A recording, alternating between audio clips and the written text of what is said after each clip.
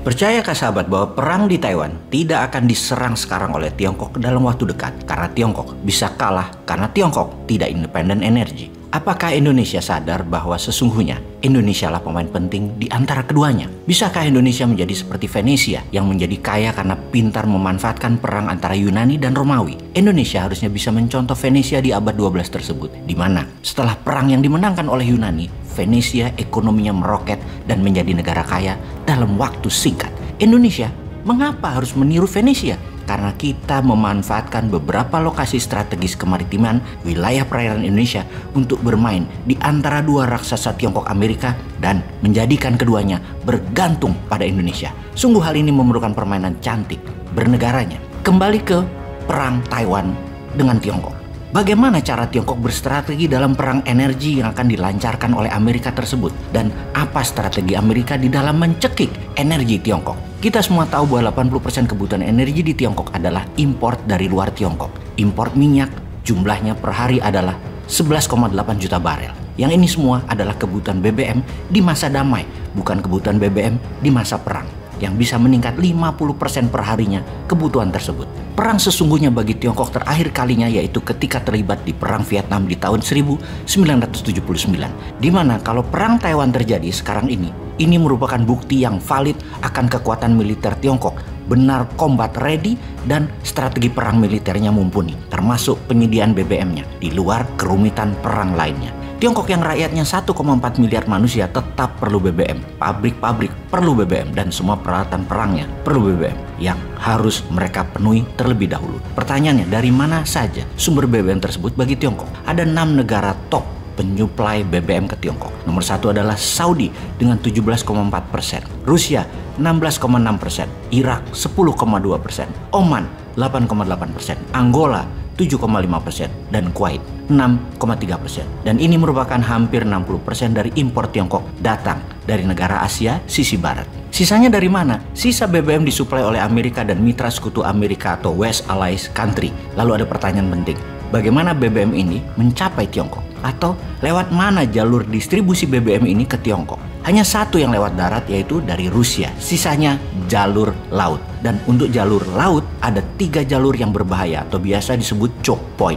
Yang kalau kita jelaskan dengan peta, maka pertama posisi choke point adalah di Selat Hormuz yang berlokasi di antara Laut Persia dan Laut Oman. Ada 21 juta barel setiap hari lewat Selat Hormuz. Choke point kedua adalah Selat Malaka yang memisahkan Indonesia, Pulau Sumatera dengan Malaysia, yang merupakan rute tercepat ke Tiongkok dari Asia Barat yang dilewati 80% kapal tanker seaborne oil menuju Tiongkok. Cekik saja salah satu di antara kedua wilayah tersebut, Tiongkok pasti tekuk lutut. Bahkan pemimpin Tiongkok sebelum Xi Jinping, Hu Jintao, mengistilahkan Malaka Dilema. Dan choke point ketiga adalah Selat Singapura. Selat tersebut hanya 19 km lebarnya yang menyambungkan dengan Selat Malaka yang kemudian baru masuk ke Laut Natuna Utara wilayah Indonesia lagi. Baru bisa bebas ke Laut Cina Selatan. Sekedar mengingat, Indonesia punya 2 wilayah air yang dilewati BBM impor Tiongkok, yaitu Selat Malaka dan Laut Natuna. Kembali ke choke point Selat Singapura. Pastinya Tiongkok tidak mengendalikan semua wilayah tersebut. Jadi siapa yang mengendalikan?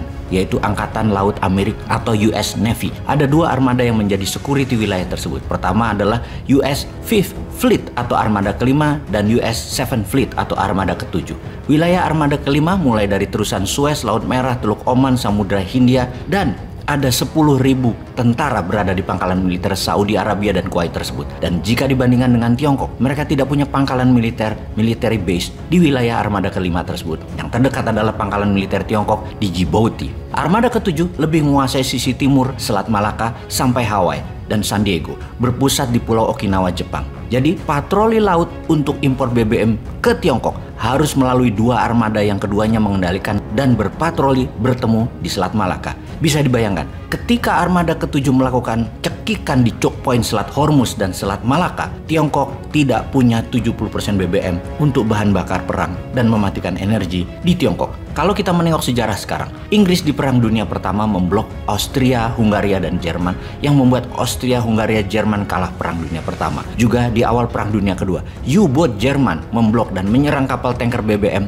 pihak sekutu di Laut Atlantis yang harus membuat jalur baru memakan waktu 3 tahun baru pihak sekutu bisa menyelesaikan masalah distribusi BBM perang ini. Terakhir, perang dengan Jepang, di mana inilah muasal armada ke-7 berdiri, mencekik Jepang di Selat Malaka dan di Laut Natuna, sehingga sebelum bom Hiroshima dijatuhkan, persediaan BBM perang Jepang hanya tinggal 8%, paling bertahan hanya untuk perang 1 bulan lagi.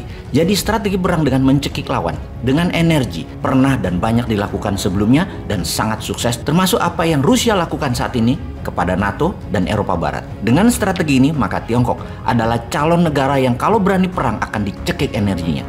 Jadi, apa strategi Tiongkok yang harus Tiongkok lakukan segera? Adakah cara untuk memutus blokade di choke point tersebut? Perang langsung dengan Amerika di choke point. Kayaknya shooting contest tersebut Tiongkok gak minat dan gak jago. Ternyata Tiongkok sudah buat jalur darat jauh sebelum ini, menghubungkan Asia Barat dengan Tiongkok pakai pipa. Dan sudah banyak yang beroperasi seperti di wilayah Pakistan, Irak, Turki, Myanmar. Infrastruktur pipa sudah sampai Tiongkok dan jalur ini digenjot percepatannya saat ini, terutama jalur Pakistan. Tetapi kita tahu, tidak mudah memindahkan jalur pemenuhan kebutuhan 70% energi tersebut ke jalur baru. Bahkan memindahkan semua. Dari Rusia pun hanya bisa memenuhi setengahnya dan itu pun memakan waktu 5 tahunan lagi, baru selesai.